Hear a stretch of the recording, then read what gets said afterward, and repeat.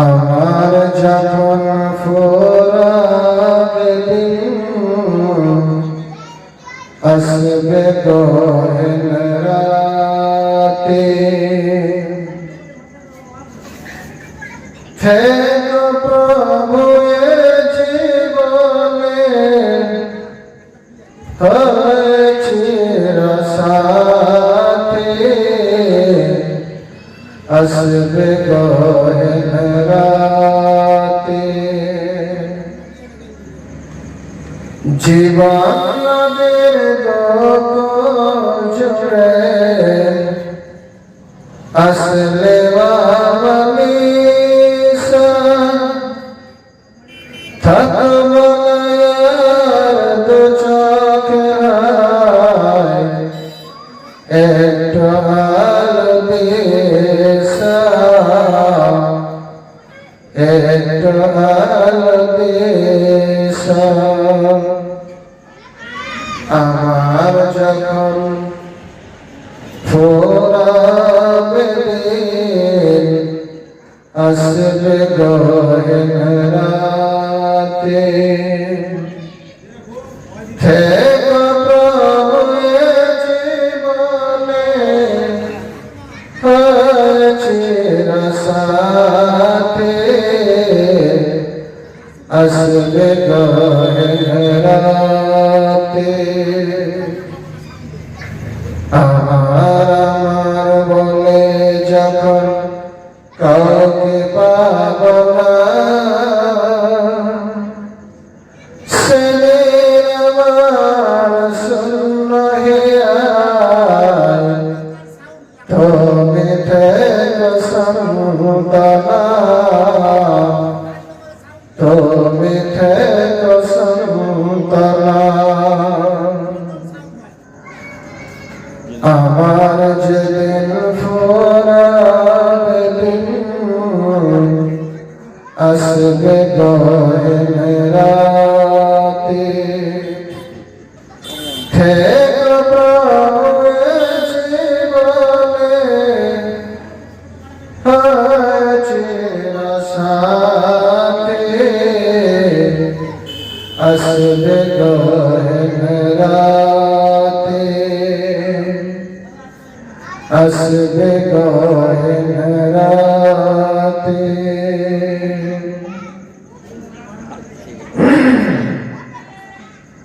সর্বপ্রথমে ওই মহান আল্লাহ রাব্বুল আলামিনের প্রশংসা যিনি আমাদের সকলকে সৃষ্টি করেছেন এবং ওই আল্লাহর অশেষ কৃপায় আমরা আজকে একটি দিনী সভা আয়োজন করেছে সেই মহান আল্লাহর অসংখ্য প্রশংসা এবং আমরা সকলেই বলবো আলহামদুলিল্লাহ। অতঃপর আমাদের প্রেরিত দূত যিনি আজকে থেকে প্রায় ১,৫০০ বছর পূর্বে এসেছিলেন অসংখ্য মানব জাতির কল্যাণমূলক উন্নয়নমূলক অসংখ্য কাজ তিনি করেছেন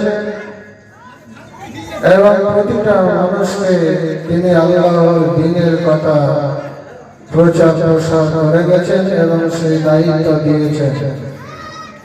তো সেই রাসূলের উপর অসংখ্য দরুদ ও সালাম বর্ষিত হোক। আল্লাহুম্মা সাল্লি আলা আল্লাহুম্মা বারিক আলা। আমার বিষয়টা হচ্ছে যে ঝাড়ফুঁক করা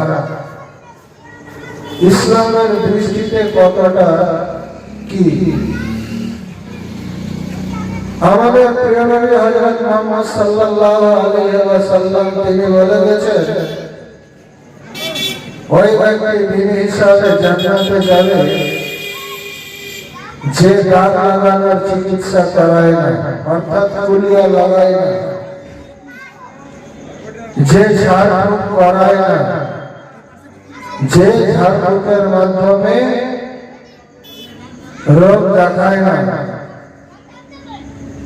আর ফাল লাগায় না, যাকে আমরা প্রদানি বলি, ব্যথা হয়েছে এখানে গোদানি দাও। এরা আল্লাহ রাসূল বলছেন এরা নবী হিসাবে জান্নাতে যাবে। অন্যত্র আল্লাহ রাসূল সাল্লাল্লাহু আলাইহি ওয়াসাল্লাম তিনি বলছেন যে আমি প্রত্যহ রাতে শোয়ার সময় আমি সূরা নাস, ফালাক ও ইখলাস এই তিনটা সূরা তিনবার করে পড়তাম এবং এইভাবে আমি হাতে ফু দিতাম। তারপরে আমার সারা শরীরে এই হাতটা যতদূর যায় সারা শরীরে আমি মুছতাম। এটা একটা চিকিৎসার কথা।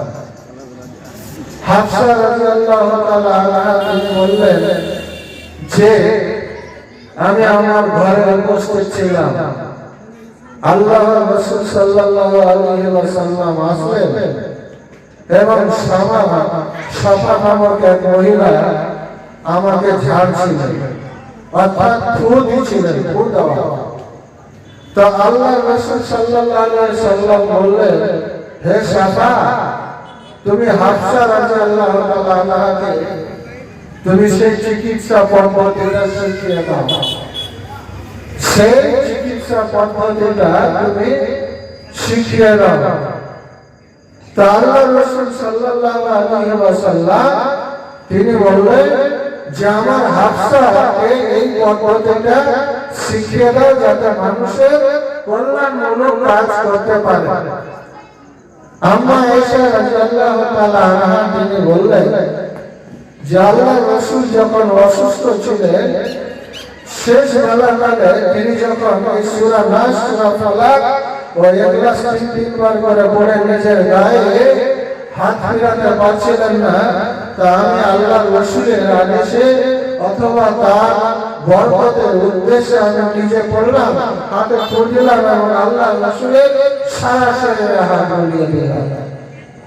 এটা হচ্ছে ধূপ বা ঝাড়ফুঁক দেওয়া। তো এই ঝাড়ফুঁক দেওয়া জায়েজ আছে, না জায়েজের ব্যাপার নয়। তাহলে কিছু মানুষ আছে তোতা পাখির মতো খালি উল্টা পাল্টা কথা বলে চলে যায়। একটা হাদিস পড়ে গেছে, দ্বিতীয় হাদিস দেখে না, একটা বিষয় পড়ে নিয়ে দ্বিতীয় বিষয়টা খুঁজে দেখে না, আর সেই বইলা এগুলো ঠিক নয়।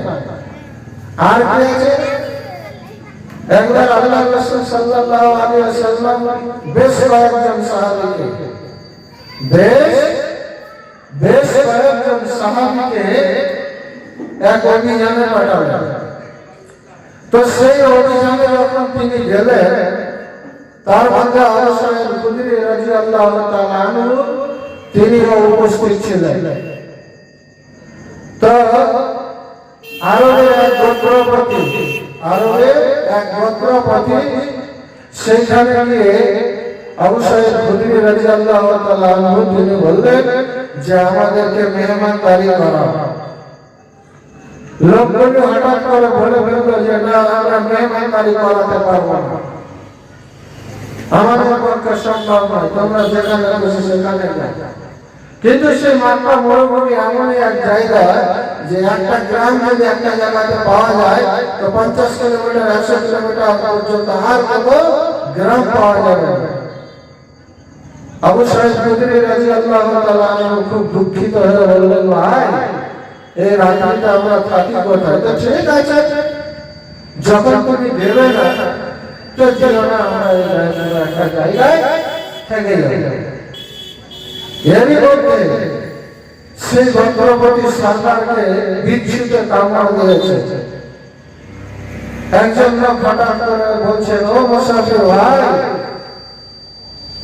তোমাদের মধ্যে কি কেউ কোন ঔষধের ব্যবহার জানো বা ঝাড়ফুঁক করতে জানো? আবু সাঈদ খুদরি রাদিয়াল্লাহু তাআলা আনহু বললেন, আমরা জানি কিন্তু করব না। বলছে কেন? যে তোমাদের কাছে আমরা কত করে বললাম যে আমাদের মেহমানদারি করা, তোমরা মেজবান হিসাবে আমাদের কাছে আমাদেরকে গ্রহণ করো না। অতএব তোমাদের সন্তান মরে গেলে আমরা দেখতে যাবো না, ধান ফটো করবো না, ও ছোট্ট করে কিচ্ছু বলবো না। খবরটা যখন তাকে দেওয়া হলো তখন বললো ঠিক আছে, তোমাদেরকে দেওয়া হবে এক পাল ছাগল, অর্থাৎ 30টা ছাগল অথবা তার অধিক।